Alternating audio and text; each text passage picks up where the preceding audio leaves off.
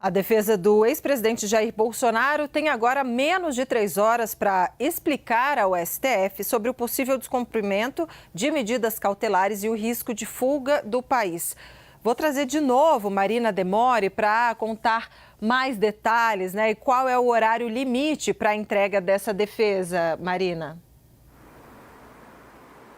8h34 da noite, Débora, faltam, portanto, menos de 3 horas para se encerrar o prazo que foi estipulado na última quarta-feira pelo ministro Alexandre de Moraes para que a defesa se manifeste, né, apresente explicações sobre os documentos, né, que foram encontrados pela Polícia Federal e que apontam que Bolsonaro teria descumprido medidas cautelares previamente impostas pelo ministro Moraes quando determinou, por exemplo, a reclusão do ex-presidente Jair Bolsonaro. Então, naquele relatório que foi divulgado pela Polícia Federal na última quarta-feira, por exemplo, a PF aponta que Bolsonaro, mesmo depois das medidas cautelares terem sido impostas, enviou mais de 300 mensagens a aliados, a amigos, o que estava proibido, né? Bolsonaro foi proibido de usar as redes sociais e de utilizar aparelho celular. Então,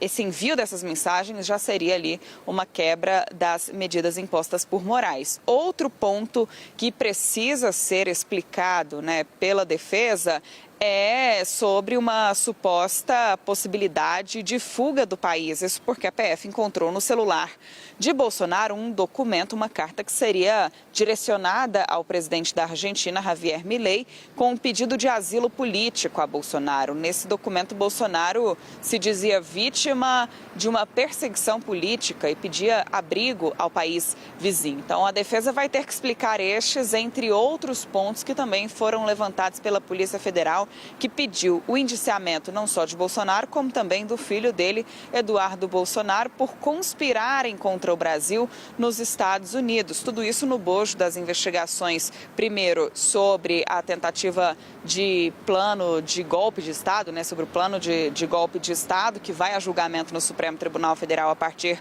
do dia 2 de setembro, e mais recentemente com os desdobramentos que acabaram culminando nas sanções do governo dos Estados Unidos contra o Brasil. Então, tudo isso precisa ser esclarecido pela defesa de Bolsonaro nas próximas horas. Depois que a defesa apresentar as documentações e os argumentos, o ministro Alexandre de Moraes vai abrir um período para que a PGR se manifeste sobre os esclarecimentos da defesa de Bolsonaro.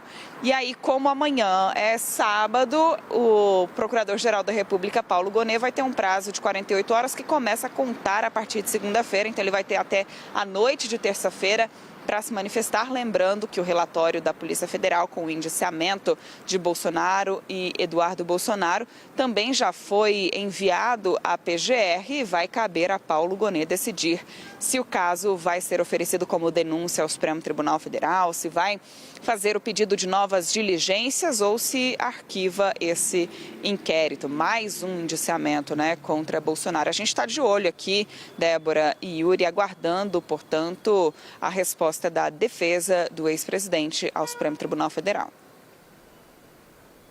Muito obrigado, Marina Demore. Fica de olho aí. A gente também, claro, não só eu e Débora, né, Débora, mas toda a equipe da CNN, de olho nesse prazo final, 8 horas e 34 minutos, para a defesa de Jair Bolsonaro apresentar suas alegações. E, claro, os advogados de Jair Bolsonaro devem defender que ele não descumpriu nenhuma das regras ou se teve algum tipo de desconhecimento. Lembrando que Jair Bolsonaro havia tido uma série de medidas restritivas, tinha que cumprir uma série de medidas cautelares, acabou fazendo uma ida ao Congresso Nacional, houve uma manifestação ali do ministro Alexandre de Moraes para que esclarecesse, né, as postagens que foram feitas naquele momento, e depois, quando naqueles atos de 3 de agosto ele acabou se comunicando por celular com alguns das lideranças políticas que participaram da manifestação, veio a decisão de uma prisão domiciliar. Débora.